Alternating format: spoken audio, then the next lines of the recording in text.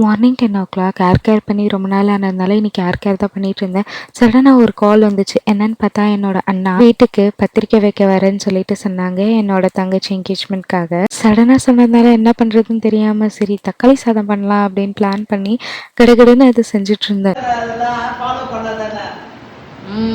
எப்படி இருக்கு?